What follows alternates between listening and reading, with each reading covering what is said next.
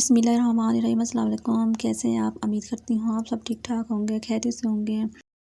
तो आज हम बनाने वाले हैं मिक्स वेजिटेबल्स, बहुत ही हेल्दी फूड। अगर मेरी वीडियो पसंद आए तो लाइक में शेयर लाजमी करना है और मेरे चैनल को सब्सक्राइब करना ना भूलिएगा।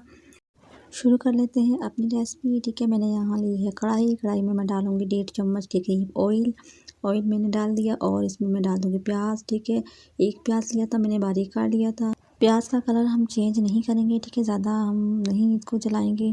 ठीक है, इसमें फुल भर के 1 चम्मच जाएगा लहसुन का पेस्ट। लहसुन को भी हम अच्छे से कुक कर लेंगे। ठीक है, हम इसको अच्छे से कुक करेंगे, ज़्यादा इसको जलाना नहीं है। ठीक है, जब हल्का सा गोल्डन कलर आए लहसुन का तो हम इसमें डाल देंगे 2 टमाटर और 3 से 4 हरी मिर्चें बारीक कटी हुई। ठीक है, और अब साथ ही इसमें डाल देंगे लाल मिर्ची का पाउडर 1 चम्मच। ठीक है, हाफ़ चम्मच हल्दी और हाफ़ चम्मच ही नमक। ठीक है, नमक आप अपने टेस्ट के हिसाब से डालिएगा, जितना आप खाते हैं। ठीक है, कम या ज़्यादा।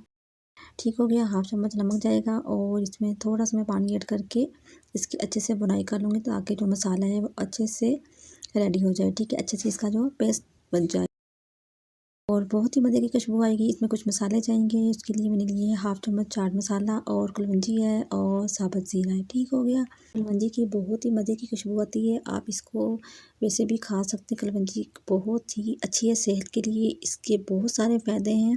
अगर मैं आपको इसके फ़ायदे बताऊँगी तो वीडियो बहुत लंबी हो जाएगी। तो अब इसमें मैंने डाल दिया है अदरक का पेस्ट। ठीक है, 1 चम्मच भर के, बहुत ही मज़ेदार सी खुशबू आ रही है।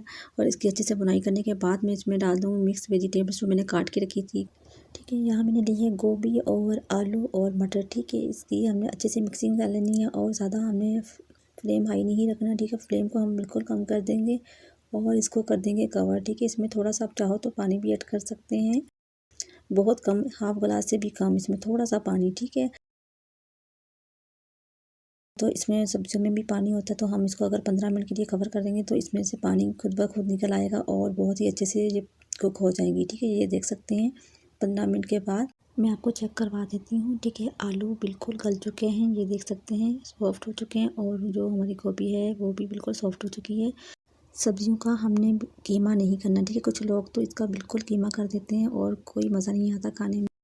सब्जियाँ थोड़ी सी हमने खड़ी खड़ी रखनी है ताकि खाने में बहुत ही ज़्यादा टेस्ट लगे। ठीक है, और पता भी चले कि हमने क्या बनाया है। ठीक है, 3 मैंने हरी मिर्ची डाली है साबुत वाली, मैंने पहले भी काट के डाली हुई है। अगर आप साबुत डालना चाहो तो डाल सकते हैं, आप लोगों की मर्ज़ी है, आप स्किप भी कर सकते हैं। ठीक है, मुझे पसंद है तो मैंने इसमें साबुत भी डाली है। ठीक है, अब मैं इसमें डालूँगी खुश्क धनिया। ठीक है, इसको मैंने मोटा मोटा पीस किया था, ज़्यादा इसको बारीक नहीं किया था। ठीक है, इसकी खुशबू बहुत ही अच्छी आएगी। मैं इसमें गरम मसाला नहीं ऐड करूँगी क्योंकि गरम मसाले से टेस्ट बिल्कुल ही इसका नहीं आएगा। ठीक है, सब्जियों का अपना भी टेस्ट होता है, कुछ अपना भी जायका होता है, तो इसमें हम गरम मसाला बिल्कुल भी नहीं ऐड करेंगे। और इसमें कुछ हरा धनिया इसमें मैं ऐड कर दूँगी। अच्छे से मिक्स करने के बाद इसको डिश आउट कर देते हैं।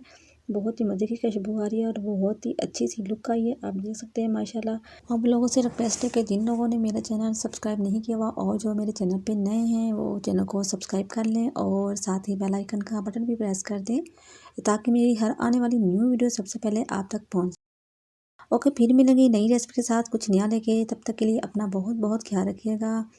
ओके, अल्लाह हाफिज़, बाय बाय।